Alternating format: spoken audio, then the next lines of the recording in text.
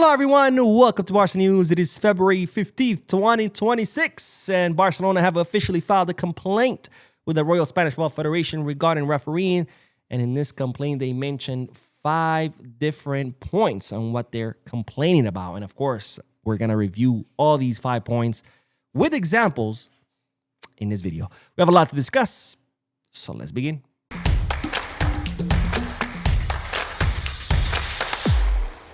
Hello everyone, welcome to the channel. My name is Boo, and welcome to the second out of 4 videos that will be posted today. Yes, you heard that right, 4 videos. Since I did take the day off yesterday, today I'm posting 4 videos to catch up on all Barcelona news. Starting with that, Barcelona have officially submitted a complaint to the Royal Spanish Football Federation complaining about the refereeing, and that was followed by an official statement that was released by the club detailing of that complaint. Now, let's begin with this official statement because we are going to dissect it. And of course, I will be using examples. But this is what Barcelona said in their official statements. FC Barcelona hereby announces that this Saturday, February the 14th, it has sent a formal letter to the Royal Spanish Football Federation addressed to its president, the president of the Technical Committee of Referees, the CTA, the head of the VAR, and the director of legal affairs, in which the club expresses its deep concern over the repeated refereeing decisions it considers damaging to the game and lacking consistent criteria. Now, the 5 things that Barcelona complained about was, number 1, a lack of consistency in disciplinary criteria. FC Barcelona denounces the existence of differing decisions in response to actions of an identical nature, particularly with regard to the disciplinary sanctions. This disparity creates a perception of double standards incompatible with the principles of fairness, equality, and legal certainty that should govern competition. So, Barcelona confirming that they have indeed filed a complaint with the Royal Spanish Football Federation, during which they mentioned 5 different points. The number 1 is the lack of consistency, where you have 2 identical plays.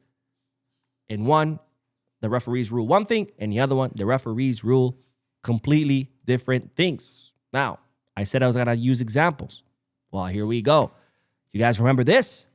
Frankie de Jong late tackle in the Spanish Super Cup final against Mbappe.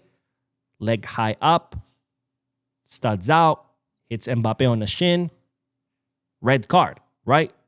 That's a fair red card. It should have been a red card. It was a red card, and Frankie got a red card. But then, same exact play. Giuliano Simeone. Leg high up, studs out, hits Balde on the shin. Not only is not a red card, but the VAR doesn't even intervene.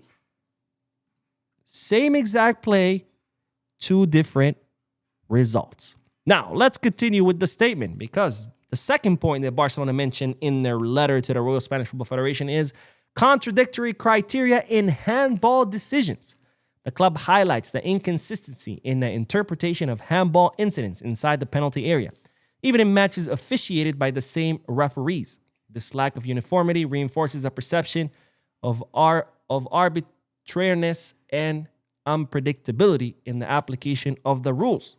Number 3, accumulation of significant errors. Beyond isolated cases, FC Barcelona points to the repeated occurrence of blatant refereeing errors throughout the season, many of them decisive and to the detriment of the club. This accumulation directly affects the integrity of the competition and generates growing distrust. So, 2 more points that Barcelona mentioned.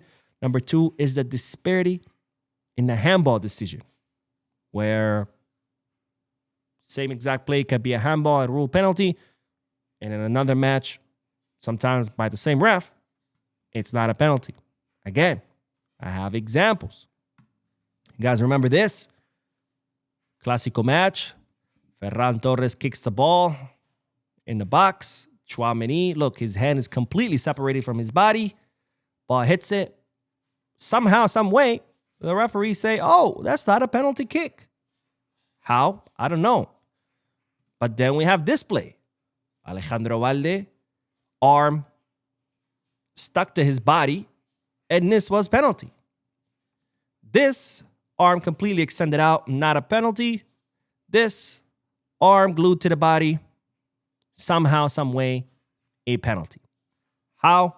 I have no idea. Now, of course, the third point also mentions about not only are the referees making errors where you have two identical plays with two different results, plus the handballs where nobody understands what a handball is anymore, but then this is consistently happening over and over again throughout the season, which affects the integrity of the match. Why? Because one thing is that happens in one match. Okay, fine, it happened. But when it's happening every week, that affects and impacts the results of the matches, which impacts the point system, which of course impacts who's the champion and who's not, who gets demoted and who doesn't, who goes to the Champions League and who doesn't. And these are real ramifications, right? Getting demoted to second division, you lose a lot of money. Going to the Champions League or qualifying Champions League spots, you make a lot of money. Same thing with Europa, obviously less, and Conference League, obviously less. But when you're constantly making errors, you're impacting the livelihood of these clubs, and you're impacting, of course, the integrity of the competition. Now, let's continue because we got to discuss point number 4 and point number 5. Number 4, use and transparency of VAR. The club expresses reasonable doubts regarding the use and proper application of the technology, particularly in millimeter level decisions that are not accompanied by conclusive technical explanations. It also denounces the lack of transparency in the management and publication of VAR audio recordings. Number 5, criteria for on-field reviews via TV monitor. FC Barcelona questions the absence of clear and consistent criteria when referees are sent to review incidents on the pitch side monitor, which contributes to a perception of insecurity and inequality in decision making. So number 4 and number 5 are more related to the VAR and how it's not being applied correctly, and also not only not applied correctly, but how the referees sometimes will go to the VAR and sometimes they don't. I got more examples. For example, here, Eddie Garcia makes a foul. Referee misses it. VAR calls him. He goes, checks the VAR, decides it's a red. Perfect. He did his job correctly, right? This is what he should have done. He missed it. It happens. You miss things. That's what VAR for. But then, in the foul against Balde by Giuliano Simeone, he doesn't go to the VAR. Why is it that he did go to the VAR when he missed Eddie Garcia's red card, but he didn't go to the VAR when he missed Giuliano's red card? Also, you guys remember this? Clear foul against Lamine Yamal in the Mallorca match. He gets taken down in the box. Same thing. VAR doesn't even check it. Why is that? But when it's a dive by Real Madrid, they're quick to go to the VAR. Anyways, let's continue with the statement because the club said, the club wishes to make it clear that this initiative is not intended to question the professionalism of the refereeing community, but rather to call for an urgent review of the criteria applied in order to guarantee consistency in refereeing decisions, equal treatment between clubs, the credibility and prestige of competitions. Likewise, FC Barcelona requests the full publication of all VAR audio recordings, regardless of whether an on-field review takes place, as an essential measure for transparency and refereeing education. Now, here I disagree with the statement because Barcelona says that the statement is not intended to question the professionalism of the refereeing community. Why not? We should question their professionalism because what they're doing is absolutely unprofessional. Not only do they make mistakes, but they make egregious mistakes that no referee of first division in one of the best leagues in the world should be making, like the clear foul on Balde. How is that not a red card? That's not controversial at all. But on top of that, they continue to make the mistakes week after week, month after month, year after year. And there's absolutely no desire to improve this. So yes, we should question their professionalism, because if I made mistakes every single week at my job, I would get fired. When players consistently make mistakes, they get sold to other clubs. When coaches consistently make mistakes, they get sacked. But these refs, they make mistakes week after week, month after month, year after year. And there they are, allowed to be the mediocre people that they are. So yes, we should question their professionalism. Now, the statement also talks about the VAR audio, which I do agree with, that they shouldn't just publish a portion of the VAR audio. I mean, that's not transparency. You should publish the entire thing, because when you edit an audio and only release the parts you want to release, how is that transparent? How do we truly know what actually happened and what the referees were talking about? You know, Anyways, let's do the last part of the statement, and then I'll have some final remarks. But this is what the club said. Finally, the club proposes the creation of a specific disciplinary code or regulation for the refereeing body that establishes public and transparent consequences in cases of serious errors or negligence, with the aim of strengthening confidence in the system. This proposal is not solely intended to defend the club's own interests, but is framed within a broader commitment to contribute to the proper overall functioning of the competition and to benefit of all clubs, with the objective of preventing similar situations from reoccurring and ensuring a clear, stable, and equitable framework of action for all. So during this final part, the club proposes, a disciplinary code or like a refereeing body that can oversee these errors and then, punish referees when they're making egregious errors. I do agree with that. I do have to say something though, and this is more in general about the statement as a whole. I like that Barcelona did this statement. I like that they complained about refereeing, but I think a more powerful or a more better solution, I guess I should say, would have been to call other clubs, because this refereeing circus is not just affecting Barcelona, it's affecting all La Liga clubs except Real Madrid. And they should have called all these other clubs and be like, hey, let's all release our own statements. And each club uses their own examples of how they were screwed by the referees. Or at least, if the clubs don't want to go as far as that, have Barcelona draft the statement and have all the other clubs sign on to it.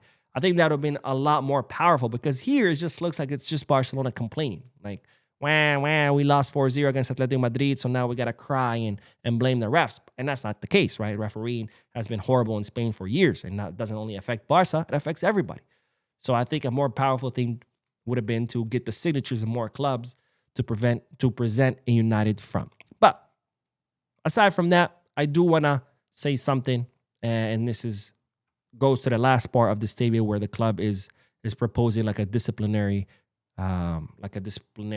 committee or refereeing body that oversees the refs and punishes them for serious violations. I think another good solution will be, and this is something I've mentioned a lot here on the channel, is press conferences. I think the referees need to start making press conferences after each match.